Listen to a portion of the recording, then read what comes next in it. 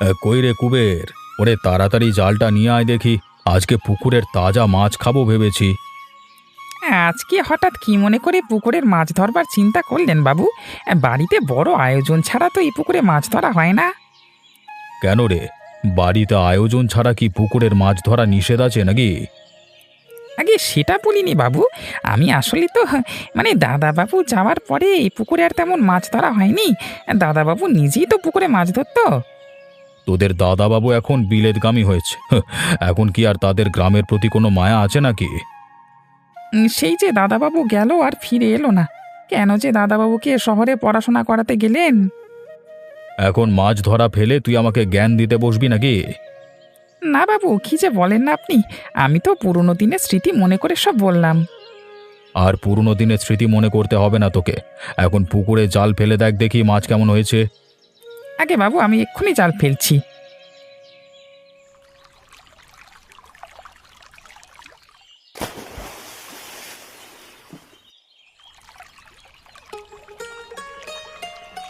আরে, এ পুকুরে তো অনেক মাছ হয়েছে দেখছি। আর মাছের আকার দেখছেন কত বড় হয়েছে। তাই তো দেখছি, আর মাছগুলো তো বেশ বড় বড় হয়েছে। এখন থেকে মাঝে মাঝে জাল দিয়ে মাছ ধরবি পুকুরে, ঠিক আছে? কিছু মাছ আমাদের খাওয়ার জন্য রেখে বাকিটা হাটে পাঠিয়ে দেব। ঠিক আছে বাবু, ঠিক আছে। এখন মাছগুলো নিয়ে চল, বাড়ির দিকে যাই। হ্যাঁ হ্যাঁ, তাই চলুন বাবু। একটু হাত চালিয়ে কাজ কর মালতী। তোর কর্তা বাবু আবার এক্ষুনি চলে আসবে। এলেই কিন্তু জল খাবারে তোড়জোড় লেগে যাবে। ও তুমি একদম চিন্তা করো না গিন্নিমা, বাবু এলে আমি ঠিক খেতে দেব। তুই তো জানিস তোর বাবু কেমন বদ মেজাজি। একটু পান থেকে চুন খসলেই কিন্তু রেগে যাবে। সেই ছোটবেলা থেকে তোমাদের ছত্র ছায়ায় বড় হয়েছি, আর এইটুকু জানবো না তা কি করে হয় বলো তো গিন্নিমা? খাবারগুলো সব গরম আছে তো? হ্যাঁ গো গিন্নিমা, আমি সব খাবার আগেই গরম করে রেখে এসেছি। খুব ভালো করেছিস। তোর কর্তা বাবু তো আবার খাবার গরম না হলে মুখে তুলতেই চায় না। ওই দেখো গিন্নিমা, বলতে না বলতেই কর্তাবাবু হাজির।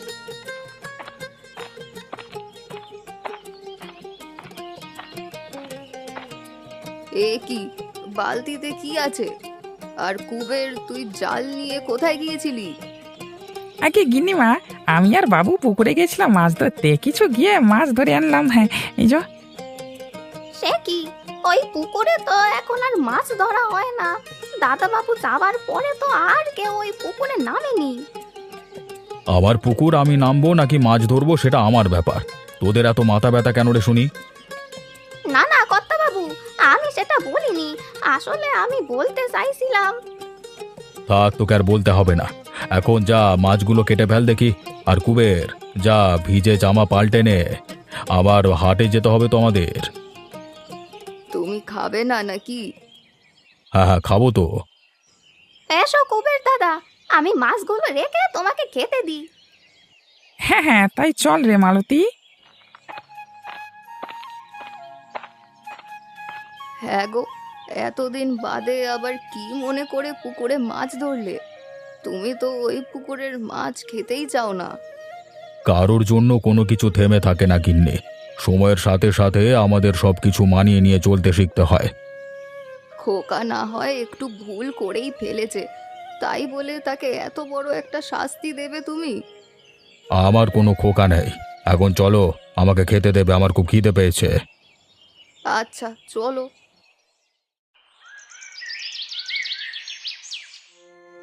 মেয়েটাকে সেই কখন ঘুম থেকে ডেকে এলাম, এখনো ওঠার নাম গন্ধ নেই।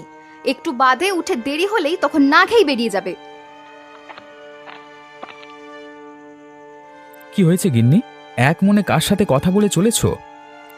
কি আবার হবে, তোমার আদরের দুলালি এখনো পড়ে পড়ে ঘুমোচ্ছে। এদিকে যে স্কুলে যাবার সময় হয়ে গেছে সে খেয়াল আছে তার?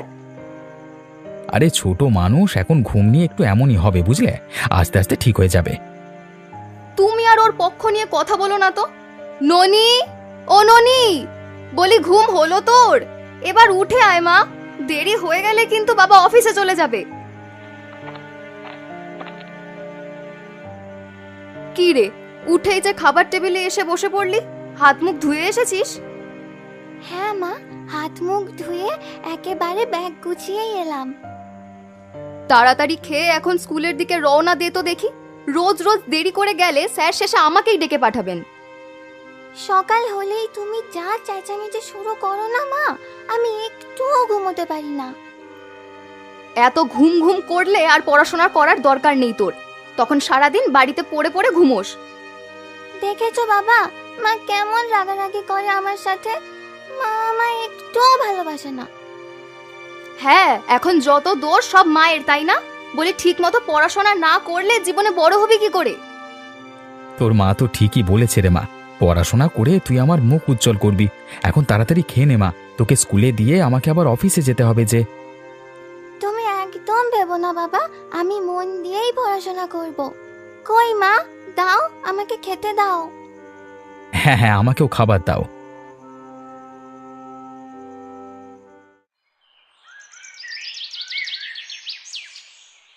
লোকটার তো বাড়ি ফিরে আসার সময় হয়ে গেল, আর এদিকে আমার রান্না এখনো বাকি। মাঠ থেকে কাজ করে ফিরে এসে খাবার না পেলে তো আবার মাথা গরম হয়ে যাবে। গিন্নি, আরে ও গিন্নি, কোথায় গেলে তুমি? আসলে আজকে রান্না শেষ করতে না একটু দেরি হয়ে গেল গো। তুমি স্নান সেরে এসো, আমি এক্ষুনি তোমার খাবার প্রস্তুত করছি। আরে এখনো বাকি মানে? বেলা গড়িয়ে দুপুর হয়ে গেছে, এখনো রান্না উনুনে কেন? আজকে কি আমি না খেয়ে থাকবো নাকি? তুমি স্নান সেরে ফিরতে ফিরতে আমার রান্না শেষ হয়ে যাবে। আসলে সকালে গয়া বুড়ি কটা পাট শাক দিয়ে গিয়েছিল তো, তাই কাটতে কাটতে একটু সময় লেগে গেল। আমি সেই সকালে উঠে দুটো খেয়ে মাঠে যাই, সেখানে গিয়ে এই রোদে পুড়ে কাজ করে এসে এখন এই অজুহাত শুনতে হবে আমাকে? আসলে কাজ গোছাতে একটু দেরি হয়ে গেল, এর জন্য আমি নিজেও এখনো সকাল থেকে কিচ্ছু খাইনি। আরে তা খাবে কি করে? আরে সংসারের কাজে কামে তো মন বসে না, মন শুধু উড়ু উড়ু করলে কি আর খাবার কথা মনে থাকে? আরে শেষে কিনা আমার বাড়িতে আমাকে উপোস করে থাকতে হবে? শাক আর মাছের তরকারিটা রান্না শেষ হয়ে গেছে, এখন শুধু ডালটা রান্না করলেই হয়ে যাবে। তুমি যদি বলো তাহলে তোমাকে শাক আর মাছের তরকারি দিয়ে ভাত দেবো। না না, শেষে আমাকে বলবে উনুনে রান্না রেখেই খেতে দিয়েছো। এসব বদনাম আমি শুনতে পারবো না। তার থেকে তুমি তাড়াতাড়ি রান্না শেষ করো, আমি বরং নিতাইদের পুকুর থেকে দুটো ডুব দিয়ে আসি। আচ্ছা বেশ, তাহলে যাও।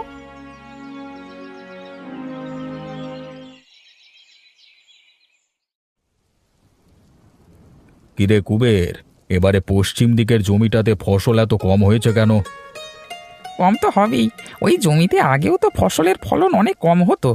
দাদাবাবু কী সব সার ব্যবহার করতেন বলি না ভালো ফলন হতো। সবসময় দাদাবাবুর প্রশংসায় মুখরিত হয়ে থাকতে চাস তাই না? একটু সুযোগ পেলেই হয়েছে অমনি দাদাবাবুর গুণগান করতে শুরু করে দিস। আগে বাবু, আমি তো সত্যি কথাই বললাম। তোর সত্যি কথা নিকুচি করেছে।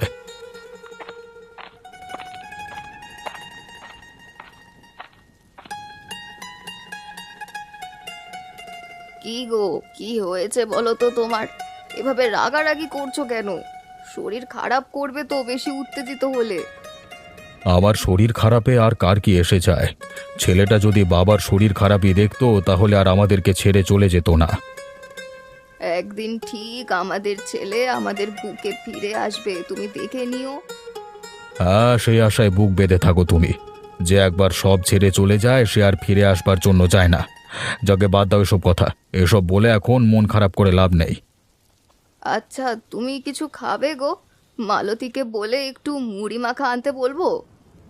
হ্যাঁ হ্যাঁ, সেটাই ভালো হবে। বিকেল হলেই মুখটা কেমন যেন রুচি হারিয়ে ফেলে। একটু ঝাল জিনিস খেলে বোধহয় ভালো লাগবে।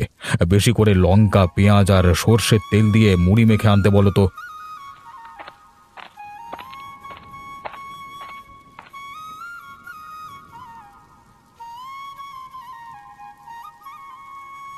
তোমাদের বলার আগে আমি মুড়ি মেখে এনেছি কর্তা বাবু, বেশি করে পেঁয়াজ লঙ্কা আর সর্ষের তেল দিয়েই। বাহ মালতী বাহ, তুই তো দেখছি জাদু জানিস। আমাদের মনের কথা এত সহজে কিভাবে বুঝে যাস তুই? ও মা কর্তা বাবু, এত বছর ধরে তোমাদের এখানে থাকলাম আর তোমাদের মনের ভাব সব বুঝবো না, তা কি করে হয় বলো তো? কেবল তুই বুঝলি রে মালতী। নিজের ছেলেকে তো বোঝাতে পারলাম না আমাদের মনের স্বাদ। তুমি আবার এসব নিয়ে পড়লে এখন? মুড়ি নেতিয়ে পড়ার আগে খাওয়া শুরু করো তো দেখি। হ্যাঁ হ্যাঁ, তাই করি। আজকে আবহাওয়া দেখে মনে হচ্ছে কদিন খুব জোরে বৃষ্টি হবে। আয় আয়, সবাই কাছে এসে বস, একসাথে সবাই মুড়ি খাই। আগে হ্যাঁ বাবু। আজ কদিন আকাশটা কেমন মেঘলা মেঘলা হয়ে আছে। এই বর্ষা বাদলার সময় এলেই যে মনটা বাড়িতে যাওয়ার জন্য কেমন আঁকুপাকু করে। দাদা ভাই আর আমাদের কি সুন্দর হাসি খুশি পরিবার ছিল। গিন্নি, আরে ও গিন্নি, কি এত বুলি আওড়াচ্ছ একা একা রান্নাঘরে বসে? কই তেমন কিছু না তো, আমি ওই বাড়ির কথা ভাবছিলাম আর কি। আরে হ্যাঁ, শুধু কিভাবে বাড়ি যাওয়া যায় সেই চিন্তা মাথায় সারাক্ষণ লেগেই থাকে তোমার। এদিকে রাতের খাবারের সময় হয়ে গেছে, যে খেয়াল আছে? এই তো তরকারিটা নামালেই হয়ে যাবে। তুমি হাত মুখ ধুয়ে এসো, আমি তোমার রাতের খাবার বাড়ছি। আরে হাত মুখ ধুয়ে তবেই এসেছি আমি প্রস্তুত হয়ে। তুমি সন্ধে কিছু খেয়েছো তুমি? হ্যাঁ খেয়েছি। আরে খেয়েছো এটা বলতে আবার এত জড়তা কিসের? নিশ্চয়ই কিছু খাওনি তুমি, মুখ দেখলেই বোঝা যাচ্ছে। তুমি এত অগোছালো কেন গিন্নি বলো তো? আসলে কাজ করতে করতে আমি একদম সময় পাইনি গো। বাড়িতে তো কখনো এত কাজ একসাথে আমি করিনি। বেশ, তো ধীরে ধীরে করবে, কিন্তু তাই বলে না খেয়ে থাকবে এটা তো হয় না। আর আমি কতবার তোমাকে বলেছি আমার মেজাজ একটু গরম থাকে, আমি কিছু বললে কখনো কিছু মনে করবে না তুমি। তোমার হাতে ওটা কি গো? তুমি জিলিপি খেতে পছন্দ করো, তাই কানুর দোকান থেকে গরম গরম জিলিপি কিনে নিয়ে এলাম তোমার জন্য। নাও, এই নাও, এখন গরম জিলিপি খেয়ে দেখো কেমন লাগে। আচ্ছা সে খাবোক্ষণ, এখন তুমি খেতে বসো, আমি তোমাকে খেতে দিচ্ছি। আরে শুধু আমাকে খেতে দিলে চলবে না, আমার সাথে তোমাকেও খেতে বসতে হবে যে। আচ্ছা ঠিক আছে, আমিও বসছি। একটু আগেই কাপড়গুলো ধুয়ে শুকাতে দিলাম, আর এরই মধ্যে আকাশে মেঘ করলো। এখন এত কাপড় কি করে শুকাবে? মালতী, ও মালতী, একবার এদিকে আয় তো দেখি। কি হয়েছে গিন্নিমা, ডাকছো কেন আমায়? বলি আকাশে যে মেঘ করেছে, একটু বাদেই ঝুম বৃষ্টি নামবে মনে হচ্ছে। তুই ছাদ থেকে আচারের বয়ামগুলো নামিয়ে নিয়ে আয় দেখি। ও নিয়ে তোমায় কোনো চিন্তা করতে হবে না গিন্নিমা, আমি আগেই সব নামিয়ে এনেছি। এই তুই আছিস বলেই আমার যত শান্তি। তুই না থাকলে যে আমার কি হতো। কি আবার হতো? বউয়ের হাতের কাজ তো আর খাইতে পারতা না, আর মেয়েটারেও তো বিয়ে দিয়ে দিয়েছো, তখন একা একা কাজ করতে হতো। কই রে, তোরা সবাই কোথায় গেলি? আরে দিদি দেখছি। দিদি তুমি কেমন আছো? আমি ভালো আছি।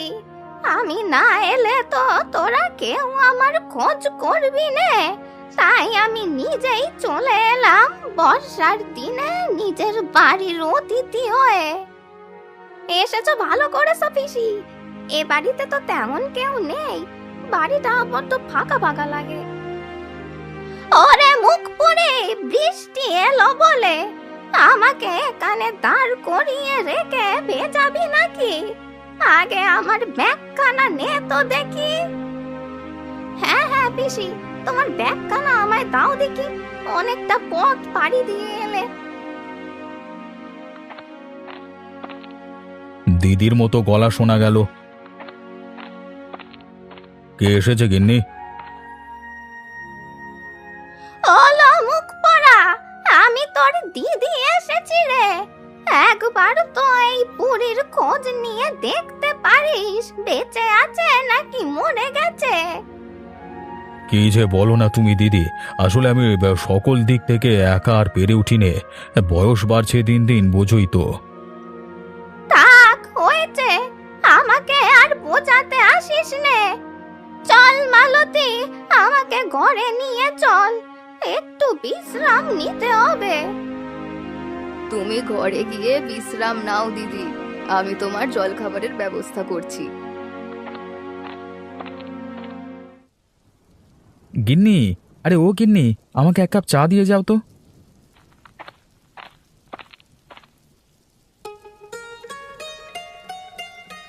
এই চার দেওয়ালের মাঝে ঘরে বসে বসে আর ভালো লাগে না গো।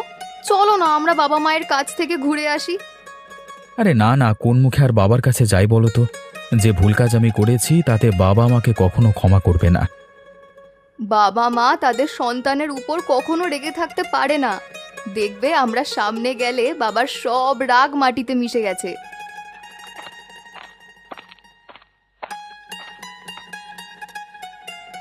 কোথায় যাওয়ার কথা হচ্ছে বাবা? তোর দাদু বাড়ি যাওয়ার কথা হচ্ছে ইন্দু। কি মজা কি মজা, আমরা দাদুর বাড়িতে যাব এই বর্ষার ছুটিতে।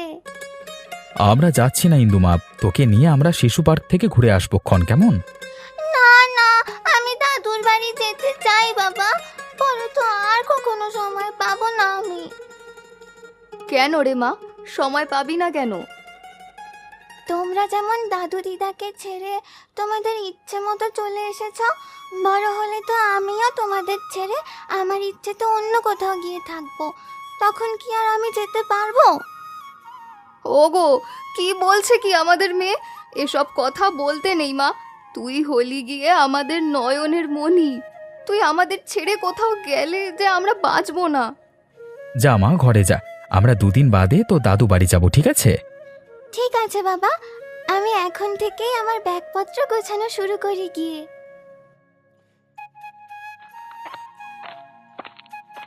কি গো, মেয়েকে যে হ্যাঁ বলে দিলে? আমাদের মেয়ে যা দেখবে তেমনই শিখবে। ও যখন আমাদের ছেড়ে থাকবার কথা বলেছে তখনই আমি বুঝতে পেরেছি বাবা মা আমাদেরকে ছেড়ে কি কষ্টে আছে। আমরা এখন আর এখানে থাকবো না, চলো আমরা বাড়ি ফিরে যাই। সেটা তো আমিও চাই। আমাদের মতো একই ভুল যেন আমাদের মেয়ে না শেখে। আচ্ছা, আমি তাহলে যাই, গিয়ে আমাদের ব্যাগপত্র গোছাতে থাকি। এমন দিনে দাদা ভাই খিচুড়ি খাবার বায়না করতো আর আমি বেগুন ভাজা। দাদা ভাই, কোথায় হারিয়ে গেলি তুই?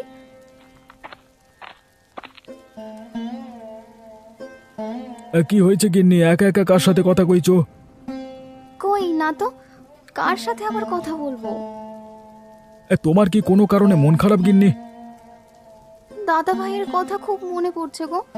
বর্ষার দিনে আমাদের বাড়িটা হাসি আনন্দে মেতে উঠতো। কত দিন হয়ে গেল দাদা ভাইকে দেখি না। আরে তোমার মন ভার দেখলে যে আকাশের বর্ষাও বেড়ে যায় গিন্নি। তোমার মন খারাপ যে আমি দেখতে পারি না। চলো চলো আমরা বাবার বাড়ি থেকে ঘুরে আসি। সত্যি? হ্যাঁ গো হ্যাঁ, সত্যি। তুমি ঘরে যাও, জামা কাপড় গোছাও গিয়ে, আমি যাবার ব্যবস্থা করছি।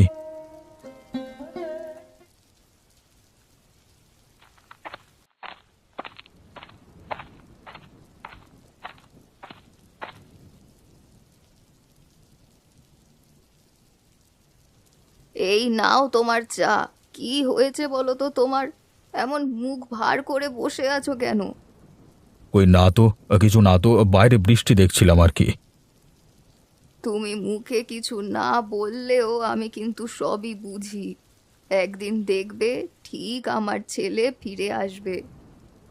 ফিরে এলেও অতিথি হয়ে আসবে, দেখো, দুদিন থেকে আবার চলে যাবে।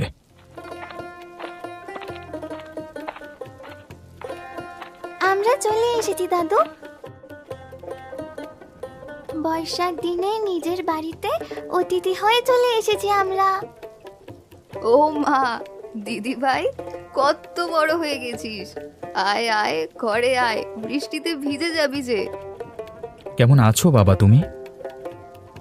আমি কেমন আছি সেটা জেনে তোমার কাজ নেই। বর্ষা দিনে নিজের বাড়ির অতিথি হয়ে এসেছো, বেড়ানো শেষ হলে আবার চলে যেও।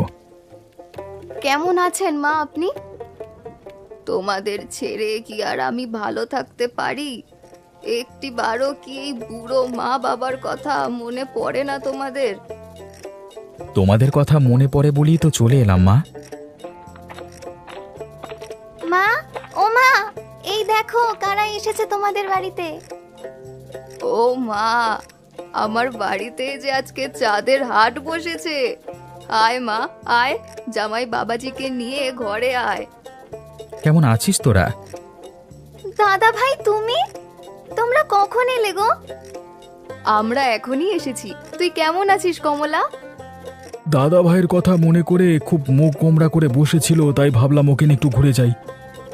বেশ ভালো করেছো বাবা জীবন। এখন চলো সবাই ঘরে চলো, গিয়ে বিশ্রাম নাও, আর আমি তোমাদের জল খাবারের ব্যবস্থা করি।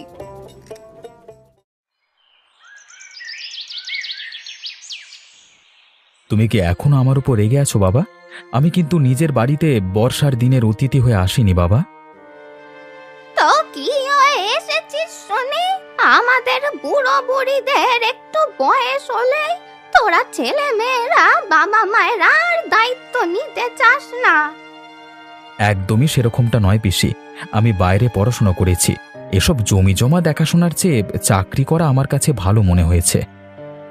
তো এখন কেন এসেছো তাহলে? বর্ষার দিনের বাড়ির কথা মনে পড়েছে বলে নিজের বাড়ির অতিথি হতে এসেছো? না বাবা, আমরা একেবারে চলে এসেছি।